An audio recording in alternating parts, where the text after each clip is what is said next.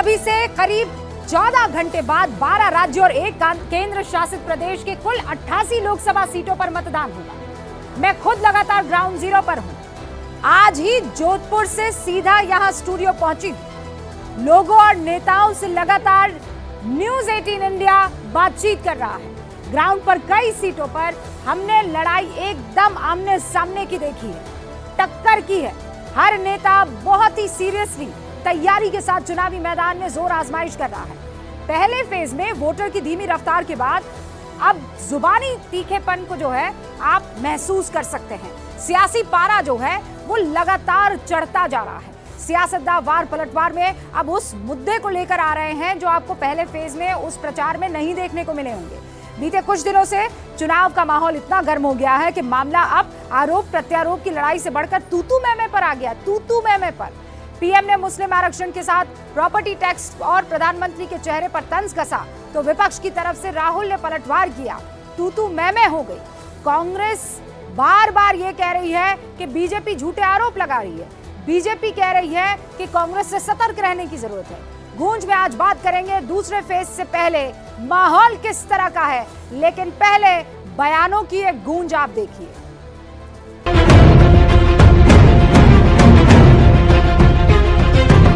कहा जा रहा है कि ये लोग 1 ईयर 1 PM फॉर्मूला बना रहे हैं, यानी 1 साल 1 PM, दूसरे साल दूसरा PM, तीसरे साल तीसरा PM, चौथे साल चौथा PM, 5वें साल 5वां PM। बताओ भाई क्या होगा देश का? उसकी आदत है, जैसे उसको डर लगता है ना वो झूठ बोलना शुरू कर देता है। मोदी के लिए भला बुरा कहना उनको मजा आ रहा है। आपको पता है वे नामदार है, हम तो कामदार हैं। There is an inheritance tax. So if let's say one has $100 million worth of wealth, and when he dies, he can only transfer probably 45% to his children. Congress party Sam Pitroda के बयान के बाद कंप्लीटली एक्सपोज हो गई। शाही परिवार के शहजादे पूरे देश में बढ़ चढ़ करके कह रहे हैं अब आपकी संपत्ति का एक्सरे होगा, एक्सरे। जैसे ही मैंने ये देश के एक्सरे की बात की, वो नरेंद्र मोदी कांपने लग गया।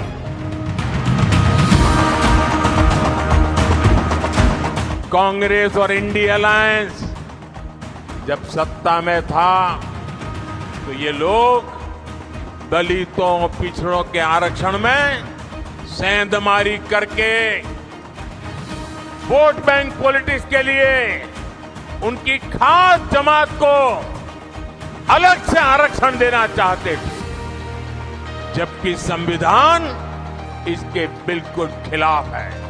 आप हिंदू मुसलमान शेड्यूल कास्ट बैकवर्ड ये सारी चीजें हर जगह आप जो कर रहे हैं ये वोटों के लिए कर रहे हैं, देश के हित के लिए नहीं। ये घबराए हुए लोग हैं, डरे लोग।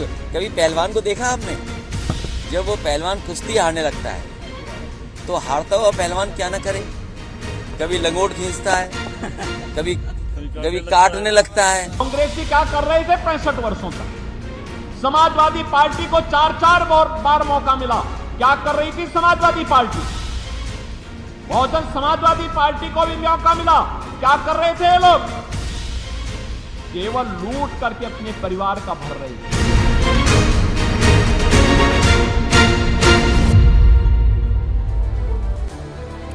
सारे खास मेहमान हमारे साथ जुड़ चुके हैं। आपके मन में जिस तरह के सवाल हैं वो सारे जवाब यहां आपको इस बड़ी स्क्रीन पर मौजूद तमाम नेता देने वाले हैं। हमारे साथ अभी आपको दिखाई दे रहे हैं आरजेडी के राष्ट्रीय प्रवक्ता शक्ति सिंह यादव। बहुत बहुत स्वागत है आपका शक्ति भाई। जेडीयू से राष्ट्रीय प्रवक्ता राजीव रंजन जी। राजीव जी, स्वागत है आपका। एआईएमआईएम के दानिश कुरैशी इस वक्त आपको स्क्रीन पर नजर आ रहे हैं। अस्सलाम वालेकुम दानिश भाई, बहुत बहुत स्वागत है आपका। और आपसे कुछ ही बस अल्लाह का शुक्र है आप भी बखैर होंगे ये उम्मीद करती हूँ। बीजेपी से सुधांशु त्रिवेदी अब से कुछ ही देर में हमारे साथ जुड़ने वाले हैं। शुरू करते हैं डिबेट। शक्ति यादव, शुरुआत आपसे है। 400 पार का दावा कांग्रेस को कितना मजबूत इस वक्त बीजेपी की तरफ से दिख रहा है? आरजेडी को, कांग्रेस को, सपा को दिख रहा है? क्योंकि जब राहुल गांधी तू मैं करने लगते हैं कि ये घबरा जाता है, इसके हाथ कांपने लगते हैं, तो ऐसा लगता है कि घबराहट कहीं और नजर आ रही है। इस तरह की भाषा का प्रयोग क्यों? तू मैं क्यों शक्ति भाई?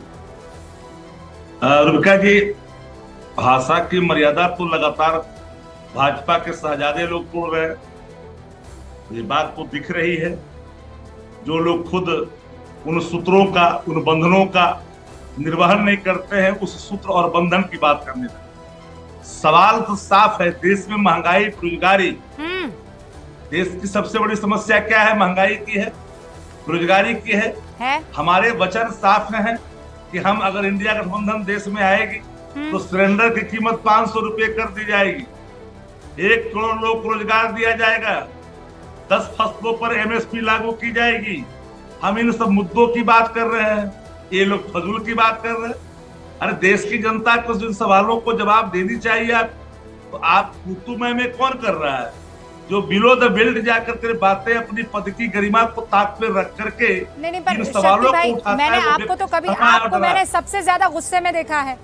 आपने तो कभी किसी को तू मैं में नहीं किया कि ये आदमी बौखला जाता है, इसके हाथ कांपने लगते हैं, ये ऐसे करने लगता है। ये मैंने तो तू आपके मुंह से कभी नहीं सुना है। नहीं, ऐसा है रुबिका जी, भाषा की मर्यादाओं को जब कभी कोई तार करता, जब कोई झूठ का सहारा लेता, तो आप एक बात आप जान लीजिए कि प्रधानमंत्री जी की भाषा इस तरह की नहीं होनी चाहिए। और प्रधानमंत्री जी ने जिस शब्द का प्रयोग किया ना कि राहुल गांधी की भाषा भी ये नहीं होनी चाहिए, उनको तू तड़ाक नहीं करना चाहिए, शोभा नहीं देता है उनको। राजनीति की शुचिता का ख्याल हर कोई को करनी चाहिए। बस बात निकलती है तो दूर तक जाती है। मैं तो सिर्फ मैंने तो ये कहा ही नहीं कि सिर्फ आपकी तरफ से यहाँ पर आरोप लग रहे हैं या आपकी तरफ से इस तरीके से मर्यादा तार की जा रही है। वहां से भी लगातार ऐसे ही आरोप लगाए जा रहे हैं, लगातार वो आपको अटैक कर रहे हैं। लेकिन ये फर्स्ट फेज के बाद आप कुछ और कह रहे थे, वो कुछ और कह रहे थे। ये मामला पूरा का पूरा 360 डिग्री राजीव रंजन जी डाइवर्ट कैसे हो गया? शक्ति भाई, बस रुबिका जी पूरी बात सुनिए। ओके 20 सेकंड में बात कंप्लीट कीजिए आप प्लीज। रुबिका जी पूरी बात सुनिए। सबसे बड़ी बात साफ है, एक घबराहट भी हो। और मैं जो, माफ करिएगा, मैं कोई किसी पर आरोप नहीं लगाता। अगर इनका सर्टेन प्लेटफॉर्म जो इनके सहयोग न मिले, ईडी, आईटी, सीबीआई का साथ न हो, तो भारतीय जनता पार्टी 50 पार देश में नहीं करेगी। जो हालात है देश का, ओके 50 पार नहीं करेगी अगर आपके पास सेंट्रल एजेंसीज ना हो। राजीव रंजन जी, अब देखिए, इस तरह के जो बयान है ना, उस पर कई बार हंसी भी आती है। हैरानी इसलिए नहीं होती है कि इस तरह के बयान कई बार पहले भी दिए जा चुके हैं, लेकिन जहाँ तक शुचिता, पारदर्शिता, नैतिकता, देखिए कांग्रेस को अपने 60-65 वर्षों का जो उनका इस देश पर जो उनकी हुकूमत रही है, उस दौरान उन्होंने कब क्या किया, कब लोकतंत्र का गला घोटा, कब न्यायपालिका के पर कतरे, कब अभिव्यक्ति की आज़ादी के पर कतरे, लोगों की जिंदगी कितनी मुश्किल उन्होंने बनाई, ये सब कुछ तो कई बार कहा जा चुका है। लेकिन ताज़ा जो आपकी जो बहस का जो मसला है, वो है राहुल गांधी जी के बयान के दौरान जिस तरह की बौखलाहट और हताशा दिखती है, जिस तरह से देश के प्रधानमंत्री के लिए उन्होंने जो कुछ भी कहा है, हाँ। केवल ये आवेश में ऐसी बातें कहने का सवाल नहीं है, इसलिए कि वो कांग्रेस पार्टी के बड़े नेता है और विमर्श की मर्यादा का ख्याल सबको रखना है, ये तो सब लोग बोलते हैं। लेकिन राहुल गांधी का बयान तो बिल्कुल ताजा बयान। शक्ति यादव ये कह रहे हैं कि फर्स्ट फेज के चुनावों के बाद आप लोग थर-थर कांप रहे हैं, आप लोग डर गए हैं। देखिए, नतीजे बता देंगे। पहले फेज में तो खैर बहुत बड़ी जीत हम लोगों को मिलेगी, अब पता नहीं इनके विश्लेषण का आधार क्या है कि मतदान का प्रतिशत कहीं कम हो जाए तो ये जीत जाएंगे, मतदान का प्रतिशत ज्यादा हो जाएगा तो हम जीत जाएंगे। हाँ। इसका कोई वैज्ञानिक आधार नहीं है, केवल ये सुनिए, आप दोनों बिहार से ताल्लुक रखते हैं, दोनों मैं बिहार की दोनों राजनीति के माहिर खिलाड़ी हैं। 102 सीटों पर सर चुनाव हुआ था फर्स्ट फेज में। आप दोनों से मैं पूछ लेती हूँ, पहले शक्ति यादव जी आप बता दीजिए 102 में से इंडिया गठबंधन कितनी ला रहा है, बताइए कितनी ला रहा है? मैं इसको नोट कर दूंगी अभी। दुर्गा जी, मैं कोई ज्योतिषी नहीं हूँ, लेकिन एक आकलन, हाँ आकलन बता दीजिए। मतपत्रों में बंद है, मतपत्र जो बंद है बक्से में, उसके आधार पर मैं इतना ही कर दूं। बिहार में तो एक भी सीट नहीं मिल रही है और 40 पार भी नहीं करेंगे भाजपा के लोग। आप जितना आपको दिखाना है आभा दिखा दे दो। जिस तरह की बातें जाए गांव और कस्बों में जमीन पर जाकर के देखिए क्या आक्रोश क्या है। हमने शुरू में एक बात कही थी कि मोदी जी की कहर से जो जहर फैला है समाज में, उस जहर का भाव का प्रकटीकरण वोट में तब्दील के रूप में तब्दीली होगी। और उसके भाव दिख रहे हैं। मुझे आंकड़ा दीजिए ना, वो तो मैं आपको बोलने का पूरा मौका दूंगी। आप पहले फेज में कितनी सीटें ला रहे हैं? हमने क्या कहा कि भारतीय जनता पार्टी 40 पार नहीं करेगी। अब समझ सकते कि एनडीए समाप्त। राजीव जी, बिहार में तो 40 बिहार में तो 40 आ रही है। देखिए, सबसे पहली बात तो ये है, शक्ति जी मेरे मित्र हैं, लेकिन वो भी हकीकत जानते, बिहार के पहले फेज में हम चारों की चारों सीटें जीते और दूसरे फेज में तो जनता दल यूनाइटेड के 5 सीटों पर ही उम्मीदवार। एनडीए गठबंधन की 5 सीटें कल जनता दल यूनाइटेड के हिस्से की सीटें, और आप इन दावों को आप नोट कर सकती हैं।